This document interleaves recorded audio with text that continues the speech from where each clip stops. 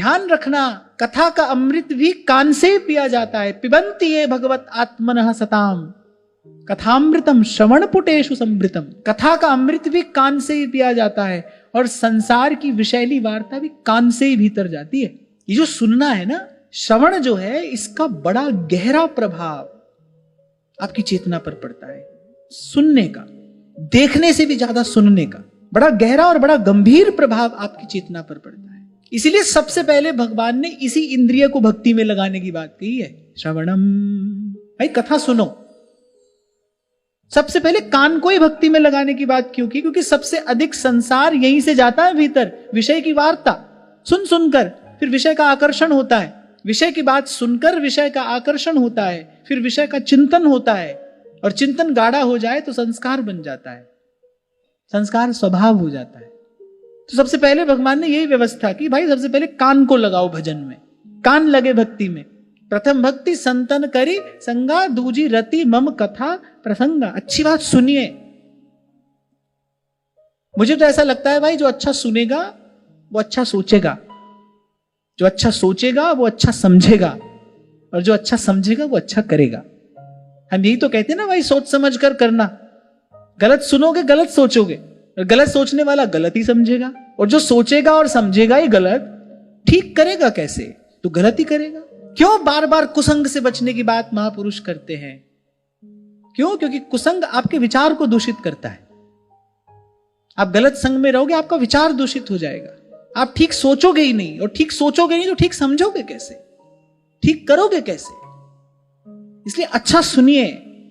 मैं बार बार आपको कहता हूं, शब्द भी एक प्रकार का आहार है जो आप कान से ग्रहण करते हैं। आपका ये आहार शुद्ध होना चाहिए, नहीं तो ये मानसिक विक्षेप पैदा करेगा, मन बीमार हो जाएगा।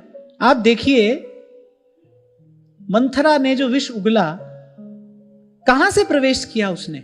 थोड़े समय के लिए, यद्यपि यह भगवान की लीला है, पर जो भी हुआ, मंथरा ने जो विष उगला, उसने कहां से प्रवेश किया? कान से ही तो प्रवेश किया।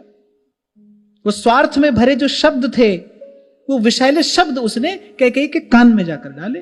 और भरत जैसे महाभागवत को गर्भ में रखने वाली कैकेयी, और एकाएक श्री राम को भरत जी से भी अधिक स्नेह करने वाली श्री कैकेयी एकाएक क्या कह बैठी, क्या निर्णय ले लिया? कान से गलत आहार हुआ, कुसंग हुआ, कुसंग ने विचार दूषित किया। और भाई वैसे तो भगवान की लीला है, पर देखो कुसंग का परिणाम क्या आया? कुसंग का परिणाम ये हुआ कि सदा सदा के लिए अपयश मिला, वो अपयश की पात्र हो गई। बहुत कम लोग ही तो जानते हैं कि भाई कैकेयी जी ने जो किया वो भगवान की इच्छा से किया। साधारण व्यक्ति तो आज कोई भी अपनी संतान का नाम कैकेयी नहीं रखेगा। अगर हम इस दृष्टि से इसका विचार करें, हुआ क्या? कान से गलत आहार हुआ है, फिर गलत सोचा, गलत समझा, गलत कर दिया। इसलिए महापुरुषों ने कहा है भाई अपना अपना संग साफ सुथरा रखना, गलत बात कान में जाने न पाए। इसलिए आपको सुना रहा था उस दिन श्री गिरिराज वाले राधा स्मरणीय पंडित श्री गया प्रसाद जी महाराज की बात। वो तो कहते थे खूब खाए ले, खूब सोए ले, और खूब भजन करे।